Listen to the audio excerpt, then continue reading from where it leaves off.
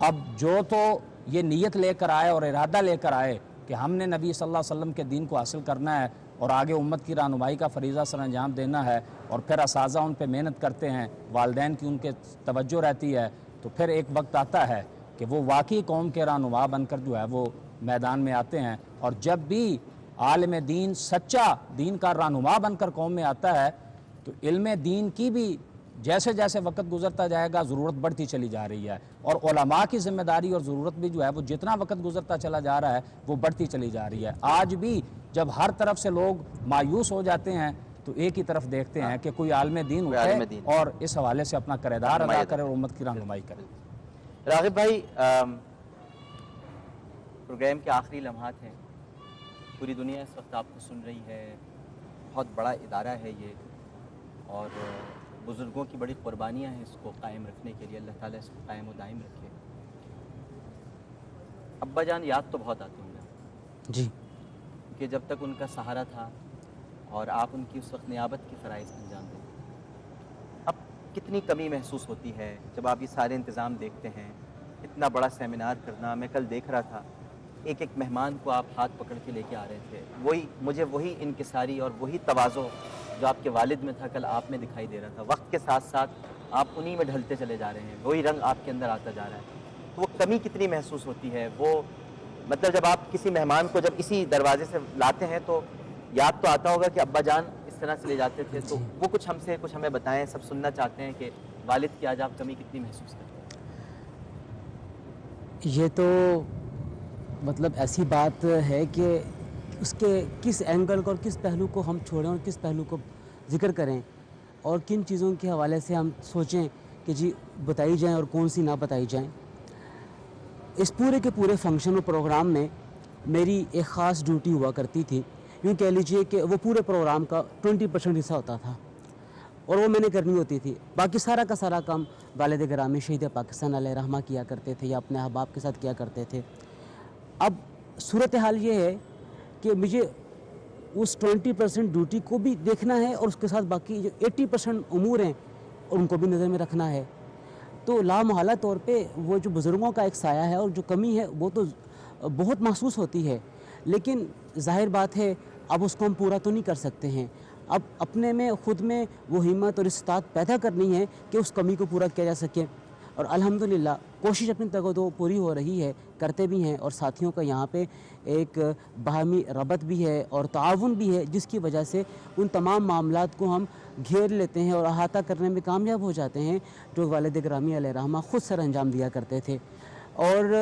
ان کی تو یہ عادت تھی کہ وہ اسٹیج پہ بیٹھتے ہی نہیں تھے، وہ ہمیشہ دروازے میں موجود رہتے۔ آپ بھی کہاں ہوتے ہیں؟ بس لے کر مہمانوں کو، تو پھر آپ کو صرف خطبہ استقبالیہ دینا ہوتا ہے تو آپ آ جاتے ہیں، اس کے بعد آپ بھی غائب ہو جاتے ہیں۔ جی اچھا، مگر آپ یہ دیکھیں نا، ایک چیز تو ہے جو میں آپ کے دل کے تار تھوڑے سے اور چھیڑوں کہ دیکھیے آپ کو تو دادا بھی ملے، جی بالکل ملے، اور بابا بھی ملے آپ کے، یعنی والد صاحب، لیکن یہ محمد حسین کو جب میں نے کل دیکھا جی تو اس کے اب دادا نہیں رہے، یعنی اس کی جو تربیت ہے دادا، مطلب آپ کی تربیت میں تو دادا کا بھی عمل دخل رہا، بالکل ایسا، اور پھر والد صاحب بھی رہے، جی۔ لیکن یہ محمد حسین جو آگے بڑھ کر یہ انتظام اور انصرام انشاءاللہ سنبھالیں گے، دادا تو ان کو نہیں مل سکتے، اب اس کی کمی بھی آپ نے پوری کرنی ہے۔ آپ نے بجا فرمایا، مجھے اس بات کا فخر ہے کہ کم و بیش میں نے اپنی زندگی کی 20 بہاریں اپنے دادا جان مفتی نعیمی صاحب علیہ رحمہ کے ساتھ گزاری ہیں، اور ان کے شب و روز میرے سامنے موجود رہے، اور جتنی زیادہ الفت اور محبت وہ میرے ساتھ اپنے پورے خاندان میں کیا کرتے تھے وہ کسی اور کے ساتھ نہیں کیا کرتے تھے، اور چونکہ میں اپنے خاندان میں سب سے بڑا بچہ تھا تو اس محبت کا کثیر حصہ جو بچوں میں کی جاتی ہے وہ میرے حصے میں آیا، اور زندگی کے ایک ایک لمحے کے اوپر ان کی شفقتیں اور ان کی محبتیں میں انہیں بھلا نہیں سکتا جو انہوں نے میرے ساتھ کی ہیں، اور چھوٹی چھوٹی باتوں کو سکھایا۔ ایک دفعہ میں وضو کرنے لگا تو کہنے لگے پتہ ہے کہ پاؤں کے ناخنوں کو یا پاؤں کو دھونے کا طریقہ کیا ہے؟ میں نے کہا بس پانی کے نیچے آگے کر دیتے ہیں۔ نہیں، دائیں طرف سے شروع کرتے ہیں،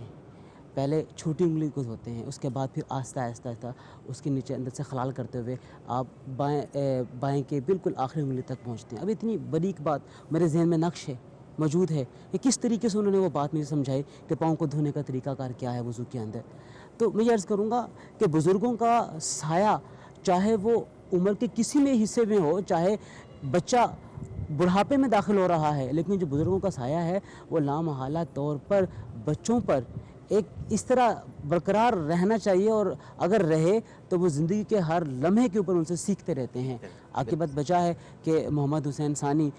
وہ محبتیں اور شفقتیں اپنے دادا کی نہیں لے پا رہا، اور لازمی طور پہ یہ جتنے بھی اس کے ساتھ چلنے والے ہیں، میں ہوں، میرے ساتھ دیگر رفقا ہیں، اب یہ ہماری ذمہ داری اور فرض میں آتا ہے کہ ہم اس کی اس نہج کے اوپر تربیت کریں۔ بالکل صحیح۔ ضیاء الحق صاحب، آخری لمحات میں آپ جامعہ نعیمیہ کے ترجمان بھی ہیں، بہت قریب سے آپ نے یہاں پر سارے معاملات کو دیکھا ہے۔ اگر میں ناظرین کے لیے آپ سے گزارش کروں، ریکویسٹ کروں کہ چند لفظوں میں بتائیں آپ نے جامعہ نعیمیہ کو کیسا پایا، کیا ہے جامعہ نعیمیہ، چند لفظوں میں بیان کریں تو کیا بیان کریں گے؟ ڈاکٹر صاحب، یہ تو ایک ایسا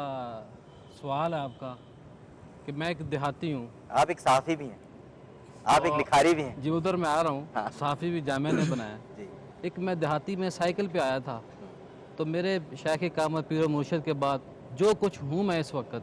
الحمدللہ میری ایک شہرت ہے، مجھے لوگ جانتے ہیں، تو یہ کوئی فخریہ نہیں میں کہتا، صرف یہ جامعہ نعیمیہ کا فیض ہے کہ جنہوں نے ڈاکٹر صاحب کی جو صحبت اللہ پاک نے مجھے توفیق دی، ان کے ساتھ میں رہا، تو مجھے چاہیے اور ہمیں سب کو چاہیے کہ جو ہم ہیں اس ادارے کے لیے ہیں، اس ادارے کو جو بندہ سمجھ لے گا اور وہ بہت کچھ پا سکتا ہے۔ آخری بات یہ، اس جامعہ نعیمیہ کا صرف مجھ پہ احسان نہیں، جب میں آیا تھا تو مجھے پتہ چلا اور بڑے سینئر نے کہا کہ جو جامعہ نعیمیہ کی دل سے خدمت کرتا ہے اللہ پاک اس کو بہت کچھ نوازتا ہے، اور میں آج دیکھتا ہوں کہ جو دل سے ہم اس کی خدمت کر رہے ہیں اللہ پاک اور بھی موقع دے، جو دل سے ہم کر رہے ہیں، جو آنے والے بھی کریں گے، جو اس وقت بھی کر رہے ہیں، ان کو اللہ پاک دنیا اور آخرت میں با کمال با مراد کرے گا۔ وہی ہے کہ بادب با نصیب بے ادب بے نصیب۔ میں آپ سب کا بہت شکر گزار ہوں، بالخصوص راغب بھائی اس لحاظ سے بھی کہ آپ مجھے یہاں ہمیشہ موقع دیتے ہیں خطاب کرنے کا، اور میں یہاں آتا ہوں، جب یہاں گفتگو کرتا ہوں، تقریر کرتا ہوں، تو مجھے لگتا ہے کہ میں بالکل اپنے گھر کے لوگوں سے مخاطب ہوں، اور جو پذیرائی، جو محبت یہاں ملتی ہے، میرے پاس الفاظ نہیں ہیں کہ جن کا میں شکریہ ادا کر سکوں۔ اور خاص طور پر کل آپ نے بہت ہی کلیدی خطاب رکھوایا، پھر رات کو بھی آپ نے مدعو کیا علماء کے درمیان مجھ طفل مکتب کو، یہ میرے لیے بہت بڑا اعزاز ہے اور میں اسے کبھی فراموش نہیں کر سکتا۔ آپ کا بہت بہت شکریہ۔ راغب نعیمی صاحب آپ کا شکریہ، اور ہمارے ساتھ تشریف فرما تھے ضیاء الحق نقشبندی صاحب آپ کا شکریہ، مفتی محمد حسیب قادری صاحب آپ کا شکریہ، اور حضرت پیر سید کرامت علی شاہ صاحب آپ کا شکریہ۔ آپ چاروں شخصیات عالم اور عالم میں تشریف لائیں۔ ناظرین، اس کے ساتھ ہی عالم اور عالم کا وقت اپنے اختتام کو پہنچتا ہے۔ جی تو نہیں چاہتا کہ جامعہ نعیمیہ کے صحن میں بیٹھ کر، جہاں چاروں طرف آپ ظاہر کیمرہ نہیں پہنچ سکتا، لیکن علامہ اقبال کے اشعار لکھے ہوئے ہیں، اس کے علاوہ آیات قرآنی یہاں پر ہیں۔ ایک بڑی خوبصورت آیت ہے جو ہم سب کو جس کی ہر وقت تلاوت کرنی چاہیے کہ ان اللہ لا یغیر ما بقوم حتی یغیروا ما بانفسہم۔ اللہ اس وقت تک کسی قوم کی حالت نہیں بدلتا جب تک کہ اسے خود اپنی حالت کے بدلنے کا خیال نہ ہو۔ اور اس کے علاوہ بھی یہاں پر بہت ساری نصیحتیں چھوٹے چھوٹے انداز میں لکھی ہوئی ہیں۔ ہم تو مائل بکرم ہیں، کوئی سائل ہی نہیں، راہ دکھلائیں کسے کوئی رہر و منزل ہی نہیں۔ اور اس کے علاوہ یقین محکم، عمل پہم، محبت فاتح عالم، جہاد زندگانی میں یہ ہیں مردوں کی شمشیریں۔ ایسے کئی سارے اشعار بہت سارے لکھے ہوئے ہیں۔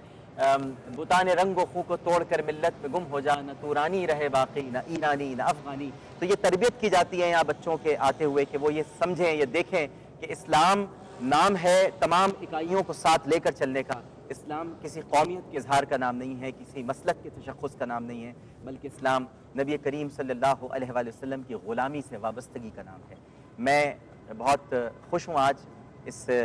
صحن میں بیٹھ کر پروگرام کرتے ہوئے بھی، اور یوں بھی خوش ہوں کہ آج یہاں پر میرا بھائی، میرا دوست بھی موجود ہے۔ میں نے خصوصی طور پر اس سے کہا کہ بھائی آپ نے یہاں پر آنا ہے، اور جامعہ نعیمیہ میں چونکہ کل مفتی محمد حسین نعیمی رحمۃ اللہ علیہ کی یاد میں سیمینار ہوا، اور ڈاکٹر سرفراز نعیمی شہید کی یاد بھی آتی رہی، تو ان سب کی یادیں اور ان سب کی محبتوں کی نسبت ایک ہی ہے، اور وہ ہے ذکر رسول صلی اللہ علیہ وآلہ وسلم سے۔ تو میں نے ان سے ریکویسٹ کی کہ آپ جب ہمارا پروگرام ختم ہو تو آپ آئیں گے، جہاں میں بیٹھتا ہوں وہاں پر آپ بیٹھیں گے اور ایک خوبصورت سی نعت سنائیں گے۔ آپ ان کو جانتے ہیں، میرے بھائی ہیں،